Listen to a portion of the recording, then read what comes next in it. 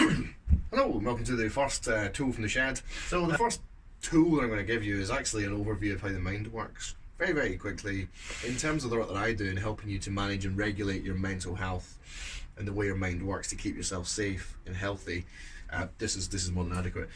So you've probably heard some of this stuff before. Down here at the bottom, the very first bit of the brain that's evolved is the reptilian bit of the brain. It deals with your fight, flight or freeze reflexes. That's very much about back when we were reptilian and predators were attacking or nearby. This is the kind of response that had to be developed early to keep it safe.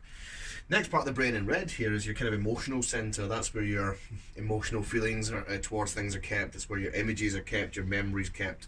This part of the brain doesn't have any logical sort of function. It doesn't have any capacity for speech. It's just about imagery and emotions. But what that part of the brain does when you're suffering, when it's under emotional stress,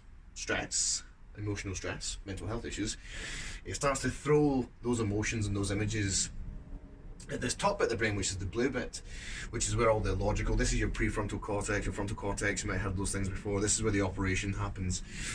So the emotional bit of the brain gets ill, gets panicked, whatever. If it's stress, it starts to block the logical part of the brain with too much stuff, can't make decisions, can't make progress. If it's anxiety, then it's fear, it's scared, it starts to flood this part of the brain with confusion, difficulty making decisions, irritability. And those are the kind of signs you see of mental health. All that's happening is it's a manifestation, an external manifestation of this kind of conflict between the two parts of the brain.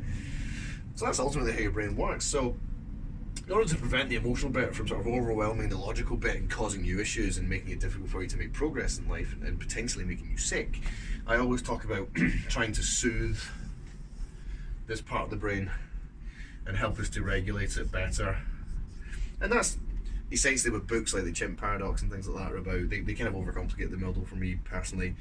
All you kind of need to know is there's an emotional reaction here, it's overwhelming, the logical bit, and you need to work to soothe it. And the work that I do is preventative. It's about teaching you to pay attention to this part of the brain, identify those things that aren't working for you, that are causing this overwhelm, and change them and adapt them so you stay safe in future.